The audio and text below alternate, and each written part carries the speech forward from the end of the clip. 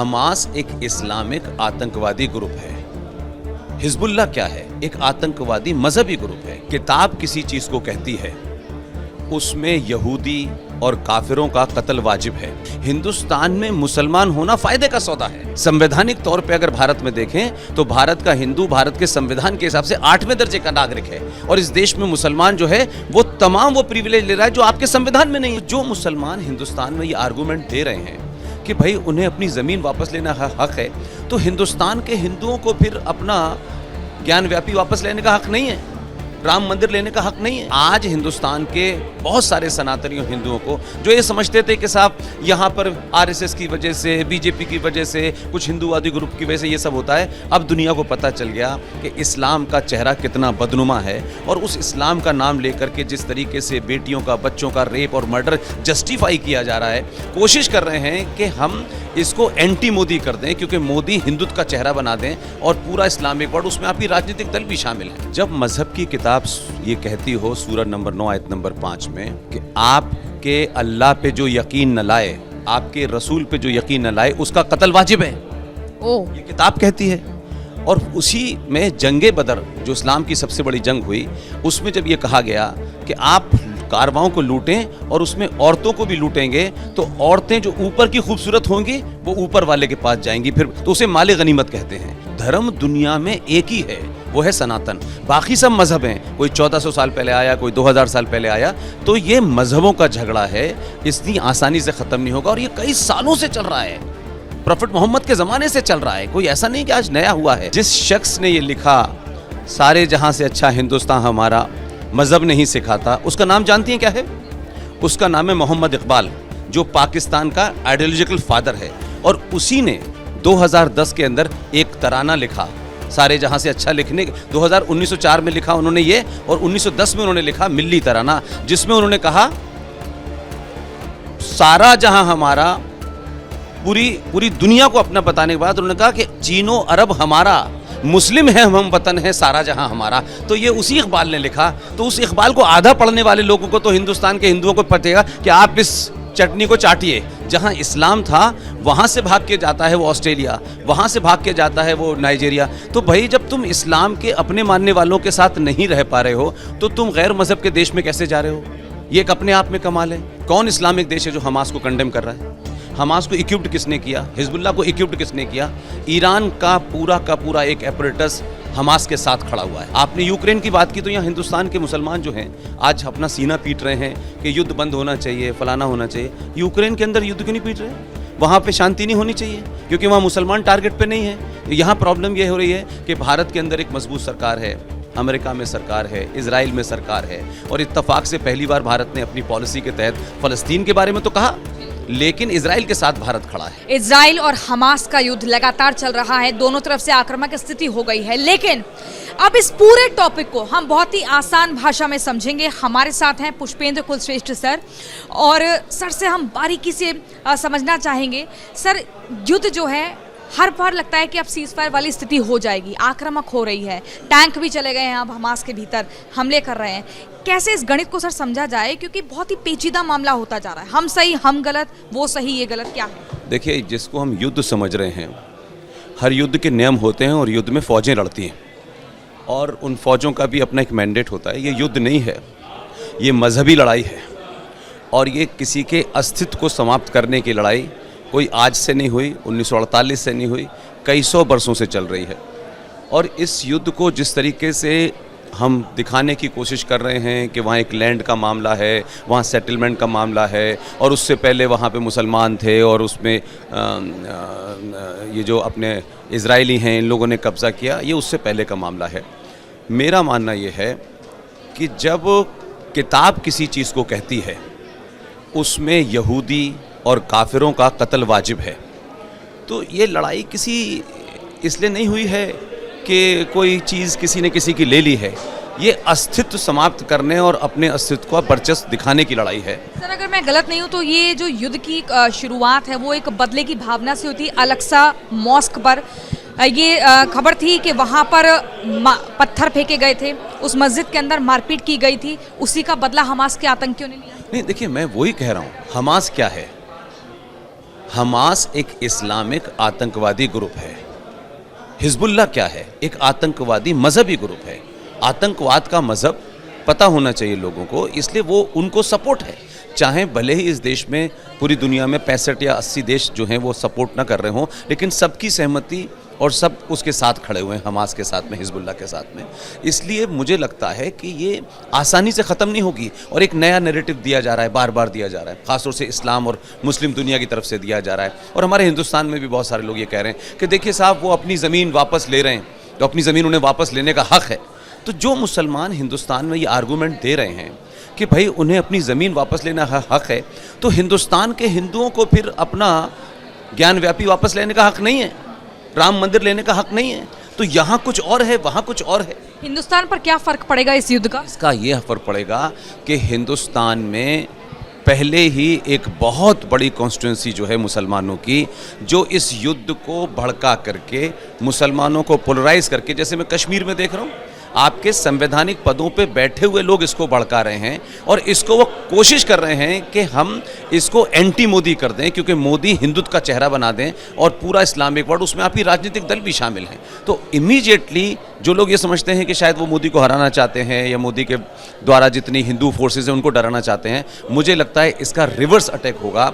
क्योंकि आज हिंदुस्तान के बहुत सारे सनातनी हिंदुओं को जो ये समझते थे कि साहब यहाँ पर आरएसएस की वजह से, बीजेपी की वजह से, कुछ हिंदूवादी ग्रुप की वजह से ये सब होता है, अब दुनिया को पता चल गया कि इस्लाम का चेहरा कितना बदनुमा है। और उस इस्लाम का नाम लेकर के जिस तरीके से बेटियों का, बच्चों का रेप और मर्डर जस्टिफाई किया जा रहा है, वो मुझे लगता है कि इसका 24 पे असर पड़ेगा और खुद ब खुद वो फोर्सेस इस तरीके से पोलराइज हो रही हैं जिसका काउंटर पोलराइजेशन होगा, जिसका फायदा मोदी को। आप मुझे ये बताइए, कौन सा ऐसा धर्म है जो ये सिखाता है कि आप महिलाओं पर अत्याचार करो, उन्हें किडनैप करो, उनके साथ रेप करो, बच्चों के साथ प्रताड़ना की तस्वीरें सामने आ रही हैं। आपने देखा है कैसे उनको, उनकी जान ली जा रही है, उनके ऑर्गन्स को निकाला जा रहा है, वीडियोस बनाई जा रही है। इतने बदले की भावना, इतनी नफरत कौन सा धर्म सिखाता है सर? ये तो धर्म की आड़ में आप अपने मंसूबों को पूरा कर रहे हैं। देखिए, मैं ये मानता हूँ कि दुनिया में कोई धर्म है जो ये नहीं सिखाता, लेकिन मज़हब सिखाता है।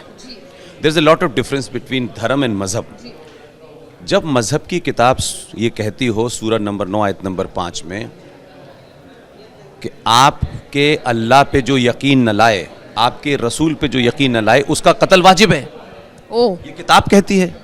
और उसी में जंगे बदर, जो इस्लाम की सबसे बड़ी जंग हुई, उसमें जब ये कहा गया कि आप कारवाओं को लूटें और उसमें औरतों को भी लूटेंगे, तो औरतें जो ऊपर की खूबसूरत होंगी वो ऊपर वाले के पास जाएंगी, फिर तो उसे माले गनीमत कहते हैं। तो आप ये जब आप कहती हैं कि किस 72 हुर्रे का जिक्र होता है। वही मैं कह रहा हूँ। नहीं, वो तो चलिए ठीक है, मरने के बाद है, यहाँ तो जिंदा की बात हो रही है। बट आपने कहा धर्म दुनिया में एक ही है, वो है सनातन। बाकी सब मजहब हैं, कोई 1400 साल पहले आया, कोई 2000 साल पहले आया। तो ये मजहबों का झगड़ा है, इतनी आसानी से ख़त्म नहीं होगा और ये कई सालों से चल रहा है, प्रॉफिट मोहम्मद के ज़माने से चल रहा है। कोई ऐसा नहीं कि आज नया हुआ है। इससे ये ज़रूर हो गया कि हमारे हिंदुस्तान और दुनिया में लोगों को लगता था सारे मजहब बराबर हैं, सारे धर्म बराबर हैं, सभी शांति का प्रतीक देते हैं। ये पाखंड उन लोगों को समझ में आया कि सारे धर्म शांति का संदेश नहीं देते, धर्म एक ही देता है, सारे मजहब मार काट का देते हैं। आपने भी और मैंने भी, मुझे लगता है अपने बचपन में एक स्कूल में एक गीत गाया था, सारे जहां से अच्छा हिंदू से था हमारा, मजहब नहीं सिखाता आपस में बैर करना। मैंने सुना, लेकिन मैंने वही कहा कि आपने भी आधा सुना और मेरी तालीम जहाँ हुई वहाँ पूरी हुई। जिस शख्स ने ये लिखा सारे जहाँ से अच्छा हिंदुस्तान हमारा, मज़हब नहीं सिखाता, उसका नाम जानती हैं क्या है? उसका नाम है मोहम्मद इकबाल, जो पाकिस्तान का आइडियोलॉजिकल फादर है। और उसी ने 2010 के अंदर एक तराना लिखा, सारे जहाँ से अच्छा लिखने, 1904 में लिखा उन्होंने ये, और 1910 में उन्होंने लिखा मिल्ली तराना, जिसमें उन्होंने कहा सारा जहाँ हमारा, पूरी दुनिया को अपना बताने के बाद उन्होंने कहा कि चीनो अरब हमारा, मुस्लिम है हम वतन है सारा जहां हमारा। तो ये उसी इकबाल ने लिखा। तो उस इकबाल को आधा पढ़ने वाले लोगों को तो हिंदुस्तान के हिंदुओं को पता कि आप इस चटनी को चाटिए। और उसके बाद उसने लिखा और पाकिस्तान बना, 1906 में मुस्लिम लीग बनी और 1930 में इसी इकबाल ने मुस्लिम लीग के अधिवेशन में इलाहाबाद में कहा कि हमें मुस्लिम मेजॉरिटी एरियाज को अलग करके पाकिस्तान बनाना चाहिए। तो हम इकबाल को अधूरा ना पढ़ें, उसकी फिलॉसफी को पूरा। सर, आज आपने बहुत ही महत्वपूर्ण जानकारी हमारे दर्शकों को दे दी और उनका ज्ञान भी बढ़ा दिया है।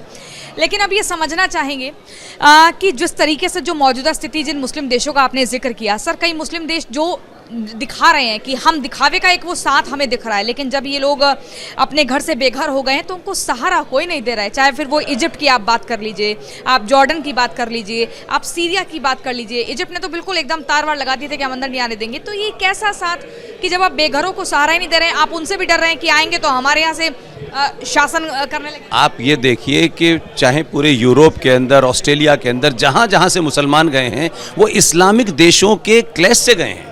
जहाँ इस्लाम था वहाँ से भाग के जाता है वो ऑस्ट्रेलिया, वहाँ से भाग के जाता है वो नाइजीरिया। तो भाई जब तुम इस्लाम के अपने मानने वालों के साथ नहीं रह पा रहे हो तो तुम गैर मज़हब के देश में कैसे जा रहे हो? ये एक अपने आप में कमाल है। वो इंग्लैंड भी जाता है, वो अमेरिका भी जाता है। भाई ईरान इराक में तो मुसलमान हैं, लीबिया में सीरिया में मुसलमान हैं, वहाँ कौन सा युद्ध हो रहा है? वहाँ क्यों युद्ध हो रहा है? तो बेसिक बात यह है कि वर्चस्व की लड़ाई है, उसमें शिया सुन्नी है, हमास सुन्नी है, हिजबुल्ला शिया है। इसलिए ईरान इराक की लड़ाई इसलिए नहीं चली, 11 साल तक चली। आपने एक तस्वीर अभी देखी थी, कल परसों में आई थी, कैसे 2-3 आतंकी संगठन एसी वाले कमरे में सूट बूट पहनकर मीटिंग कर रहे हैं। आप सोचिए इतना इन्हें हाईफाई माहौल कैसे मिल रहा है? इससे इंडस्ट्री ना, पैसा है ना, इंडस्ट्री है। जैसे हिंदुस्तान में मैं कहता हूं, हिंदुस्तान में मुसलमान होना फायदे का सौदा है। संवैधानिक तौर पे अगर भारत में देखें तो भारत का हिंदू भारत के संविधान के हिसाब से 8वें दर्जे का नागरिक है, और इस देश में मुसलमान जो है वो तमाम वो प्रिविलेज ले रहा है जो आपके संविधान में नहीं है। तो उसी तरीके का ये जो इंडस्ट्री है वो फायदे की इंडस्ट्री है। पूरी दुनिया से पैसा आता है, अनअकाउंटेड पैसा आता है, उसमें हजारों, उसमें लड़कियों का भी इस्तेमाल होता है। तब इस्लाम नजर नहीं आता किसी को। सर आपकी समझ अब क्या कहती है? रूस यूक्रेन युद्ध को अगर हम देखें तो 1.5 साल लगभग हो चुका है, अभी भी स्थिति शांत नहीं है वहां पर। अब यहाँ ये जो युद्ध है ये कितना लंबा चलेगा? सीज फायर की बात तो हो रही है, क्या होगा? आप देखिए डील उन्होंने रख दी हमास ने कि हम 5-10 बंदूकों को छोड़ देंगे, आप हमें फ्यूल दो, जबकि फ्यूल उनके पास है 5 लाख लीटर है। ऐसे ऐसे डील वो रख रहे हैं। क्या ऐसी शर्तों के साथ ही आगे होगा, बंधकों को छोड़ा जाएगा, या कुछ और बीच का रास्ता निकलेगा, या हम देखेंगे कि 2 साल 3 साल हो गए? देखिए, इसलिए बीच का रास्ता नहीं निकल सकता कि जिन लोगों को बीच का रास्ता निकलना है वो पार्टी है। कौन इस्लामिक देश है जो हमास को कंडेम कर रहा है? हमास को इक्विप्ड किसने किया? हिजबुल्लाह को इक्विप्ड किसने किया? ईरान का पूरा एक एपरेटस हमास के साथ खड़ा हुआ है। हमास ने, क्योंकि डायरेक्ट आप फाइट नहीं कर सकते तो आपने हमास को आगे किया। तो डिफ्यूज कौन करेगा?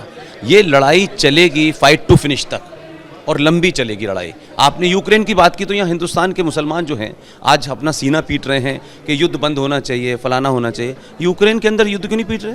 वहाँ पे शांति नहीं होनी चाहिए क्योंकि वहाँ मुसलमान टारगेट पे नहीं है। यहाँ प्रॉब्लम ये हो रही है कि भारत के अंदर एक मजबूत सरकार है, अमेरिका में सरकार है, इजराइल में सरकार है, और इत्तफाक से पहली बार भारत ने अपनी पॉलिसी के तहत फ़लस्तीन के बारे में तो कहा, लेकिन इजराइल के साथ भारत खड़ा है, अमेरिका खड़ा है, फ्रांस खड़ा है। तो दुनिया 2 हिस्सों में बढ़ती हुई नजर आ रही है। इसलिए युद्ध आसानी से खत्म होने वाला नहीं है। अमेरिका पछता रहा होगा आयरन डोम को खरीद कर। अमेरिका तो एक बहुत बड़ा व्यापारी है, वो किस किस को हथियार बेचता है ये सबको पता है। कुछ सीधे चैनल से बेचता है, कुछ उल्टे चैनल से बेचता है। तो उनका अपनी इंडस्ट्री है और वो इसको छुपाते भी नहीं हैं, और उसी से उनकी दुनिया चलती है। सर आयरन डोम कभी ऐसे विफल होगा, ऐसा लगता था कभी? नहीं, अब देखिए ये तो बड़ा टेक्निकल मामला है, जो इसके एक्सपर्ट होंगे वही मानेंगे, लेकिन कभी कभी कुछ चीज़ें ऐसी हो जाती हैं कि जो आपको बड़ा ना सोचा हो वो भी हो जाता है। सर बहुत बहुत शुक्रिया अपना कीमती समय देने के लिए, और बहुत ही महत्वपूर्ण जानकारी आपने दी है, और हम उम्मीद करते हैं कि रिपब्लिक भारत के डिजिटल के दर्शकों को ये जानकारी बहुत पसंद आएगी। आपने दूर तक इस वीडियो को फैला देना है और हमारे डिजिटल चैनल को सब्सक्राइब करना नहीं भूलना है। इस परिवार को मजबूत आप ही बना सकते हैं, तभी इस तरह की एक्सक्लूसिव जानकारी आप तक हम पहुँचाएंगे अपनी जिम्मेदारी के साथ।